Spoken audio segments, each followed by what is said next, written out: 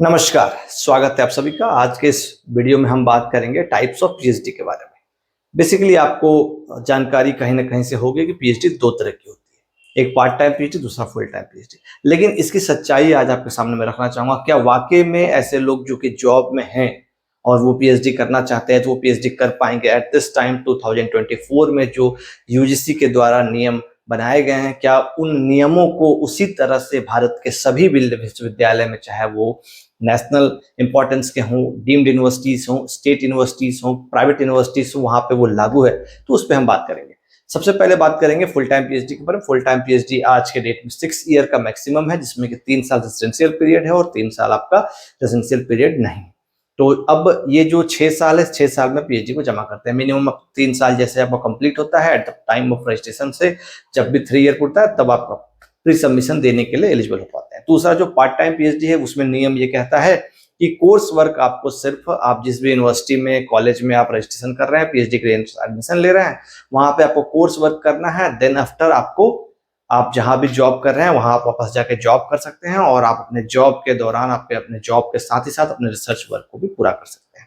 लेकिन आपको जो आपका काम है, जो भी जगह पे आप जॉब करते हैं, वहां पे 6 मंथ के लिए आपको जिस भी प्रकार की आप छुट्टी लेना चाहते हैं, स्टडी लीव लेना चाहते हैं या फिर नो सैलरी लीव लेना चाहते हैं, जो भी आपके जॉब के सिस्टम में वैध हो, उसके अनुरूप आपको आना पड़ेगा। ठीक है, आपको इस तरह से करना पड़ेगा। अगर आप एमफिल किए हुए हैं तो आपको हो सकता है कोर्स वर्क भी करना ना पड़े। अब यहाँ पे सबसे बड़ा और सबसे इम्पॉर्टेंट बात है वो ये है कि वाकई में क्या पार्ट टाइम पीएचडी ऐसे लोग जो कि करना चाहते हैं, जॉब वाले या फिर घर बैठे या फिर यूनिवर्सिटी नहीं जाकर, क्या वो कर सकते हैं? तो एट प्रेजेंट टाइम में ये आपको सच्चाई बताना चाहूंगा कि अब भारत के सभी यूनिवर्सिटीज में चले जाइए, कॉलेज में चले जाइए, यूजीसी जो ने जो नियम बनाया है पार्ट टाइम पीएचडी का, वो नियम अभी सभी विश्वविद्यालयों में, यूनिवर्सिटीज में, कॉलेजेस में लागू नहीं हुआ। ऐसा क्यों? आपको एक नियम को समझना होगा कि भारत के सभी यूनिवर्सिटीज को स्वायत्त संस्थाएं के रूप में या स्वायत्त संस्थाओं के रूप में घोषित किया गया, जिसको ऑटोनॉमस बॉडी भी कहते हैं। ऑटोनॉमस बॉडी का मतलब यही होता है कि वो अपने नियम खुद बनाएंगे। वो नियम भले ही जो विश्वविद्यालय अनुदान आयोग, यूनिवर्सिटी ग्रांट कमीशन है, यूनिवर्सिटी ऑफ एजुकेशन के अंतर्गत कार्य करती है, उसके जो दिशा निर्देश होंगे उसके अनुरूप या फिर उसके हिसाब से या फिर उसके जो पैरामीटर्स होंगे उसके आसपास होंगे, उसको ध्यान में रखते बनाना है। लेकिन जरूरत पड़ने पर या फिर यूनिवर्सिटीज अपनी स्थिति, यूनिवर्सिटी अपने local need, local environment, local कह सकते हैं एलिजिबिलिटी क्राइटेरियाज के बेस पे अपने नियम में बदलाव करने के लिए पूर्ण रूप से स्वतंत्र है। उसके लिए उनमें कई तरह के बॉडीज होते हैं, जिसमें कि एकेडमिक काउंसिल एक होता है, एक्जीक्यूटिव काउंसिल, इस तरह के और भी कई तरह के अलग अलग बॉडीज होते हैं, जिसमें एक IQAC भी होता है। तो हर बॉडी का एक अपना अपना काम होता है। तो अभी आप अगर पार्ट टाइम पीएचडी सोच रहे हैं कि हम कर लेंगे, किसी जॉब में है, तो बहुत ही ज्यादा मतलब इजी ये नहीं है। आपको बहुत कम ही ऐसे यूनिवर्सिटीज होंगे जहाँ पे आप पता करना पड़ेगा, पहले आपको जानना पड़ेगा, समझना पड़ेगा कि आपको वो ऑप्शन दे रहे हैं या नहीं दे रहे हैं। तो पार्ट टाइम पीएचडी बिल्कुल होता है, लेकिन कोर्स वर्क के लिए आपको यूनिवर्सिटी जाना पड़ेगा। कोर्स वर्क क्या होता है, आपके मन में भी सवाल होगा, तो वो सवाल का जवाब दे देता हूँ।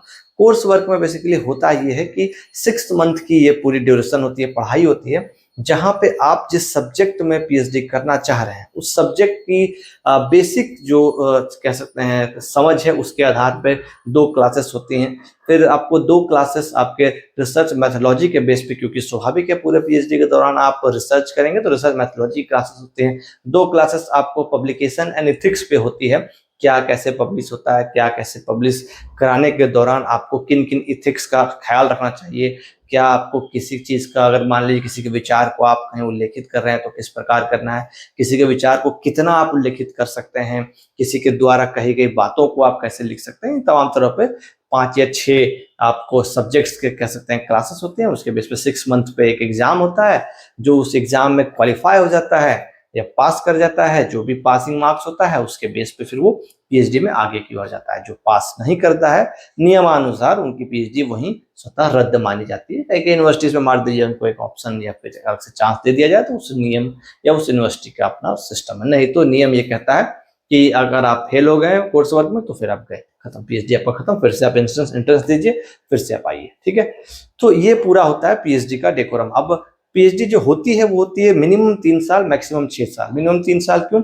रेजिडेंशियल पीरियड माना जाता है, ये 3 साल रेजिडेंशियल पीरियड होता है। अगर आप फुल टाइम पीएचडी में आगे बढ़ रहे हैं तो आपको 3 ईयर यूनिवर्सिटी में आपको रहना होता है। यूनिवर्सिटी अगर हॉस्टल से अलाइड करती है तो हॉस्टल में रहना होता है, अगर यूनिवर्सिटी हॉस्टल अलाउड नहीं करती है तो आपको यूनिवर्सिटी के आसपास रहना होता है। पर डे आपको वहाँ पे जाकर साइन करना होता है एज ए अटेंडेंस, और 75% एवरी मंथ में आपका अटेंडेंस कंपलसरी है, क्योंकि उसी के बेस पे आपको फेलोशिप मिलते हैं। अब फेलोशिप क्या कैसे होता है उस पर हम अलग से बात कर लेंगे, फिलहाल सिर्फ पीएचडी तक रखते हैं कि अगर 75% अटेंडेंस नहीं होता है, जो भी फेलोशिप आपको हो, नॉन नेट फेलोशिप हो, जेआरएफ हो या अन्य कोई इंस्टीट्यूशन की फेलोशिप हो, वो आपको नहीं मिलेगी। ये यूनिवर्सिटी के पास अधिकार होता है, ठीक है। अब पार्ट टाइम पीएचडी में 6 मंथ का आप कोर्स वर्क कर लिए, उसके बाद आप जहां है वहां जा सकते हैं और वहां से आप आसानी से अपने जॉब के साथ साथ अपने रिसर्च वर्क को कर सकते हैं। लेकिन पार्ट टाइम पीएचडी अभी एट प्रेजेंट टाइम में इतनी फ्लॉलेसली और इतनी फ्लेक्सिबली अभी तक लागू नहीं हो पाई है। तो आप लोग पहले अगर कहीं फॉर्म फिलअप कर रहे हो तो चीज़ों को जान लीजिए, पता कर लीजिए उसके बाद। और एक बात लोगों के मन में ये भी है कि घर बैठे पीएचडी होता है डिस्टेंस मोड में, तो ये दिमाग से कतई निकाल लीजिए। इस तरह का कोई सिस्टम, इस तरह का कोई नियम नहीं है।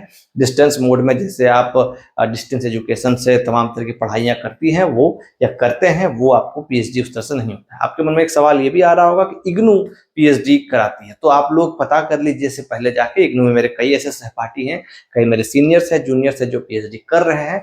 तो वहां पे भी नियम ये है कि इग्नू में जो पीएचडी का पाठ्यक्रम चलता है, जो कोर्स चलता है, वो फुल टाइम चलता है। आपको पर डे यूनिवर्सिटी जाना होगा, जिस भी सेंटर नहीं, ऑब्वियसली वो दिल्ली में ही जो मेन सेंटर है इग्नू का, वहीं से पीएचडी कराया जाता है। वहीं पे जो प्रोफेसर हैं, असिस्टेंट प्रोफेसर हैं, एसोसिएट प्रोफेसर हैं, उनके अंदर ही सीट्स निकलती है और वहीं से ये संचालित होते हैं, ठीक है।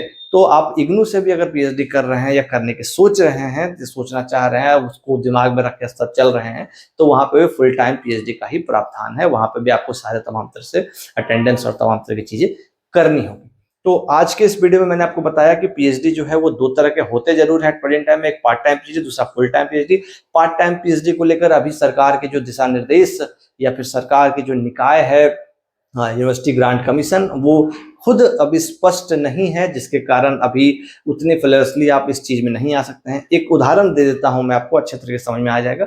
मैं जिस यूनिवर्सिटी से पीएचडी कर रहा हूं या फिर ऐसे जितने भी यूनिवर्सिटीज है वहां पर पीएचडी चल रही है, अभी एट प्रेजेंट टाइम में कई लोगों की बीपीएससी शिक्षक के रूप में बहाली हुई है, अन्य जगह पर असिस्टेंट प्रोफेसर के रूप में बहाली हुई है, और उनके पीएचडी के 2 साल अभी पूरे हुए हैं, मान लीजिए, ठीक है, मान के लीजिए हुए हैं, ठीक है। अब उनके पर ये खतरा है या फिर उन पर ये सवाल खड़ा हुआ कि या तो आप अपने पीएचडी को छोड़ दीजिए या तो आप जॉब को कंटिन्यू कीजिए, दोनों साथ में नहीं चलेगा। नियमता होना ये चाहिए था कि ऑटोमेटिकली उसको पार्ट टाइम पीएचडी के रूप में उसको आराम से पीएचडी करने दिया जाना चाहता है और अपना जॉब ज्वाइन कर सकते हैं। तो कई लोगों को पीएचडी को छोड़ना पड़ा, ड्रॉप करना पड़ा, क्योंकि जॉब इंपॉर्टेंट है और जॉब में आगे बढ़ गए। तो इसीलिए अभी प्रैक्टिकली ये अभी लागू नहीं हो पाया। तो वीडियो थोड़ा सा लंबा हो गया, लेकिन जो जानकारी है वो बहुत सटीक है और बहुत इंपॉर्टेंट है। तो इस तरह के और भी इंफॉर्मेटिव वीडियोस के लिए सब्सक्राइब कर लीजिए। टेक केयर, जय हिंद, जय भारत।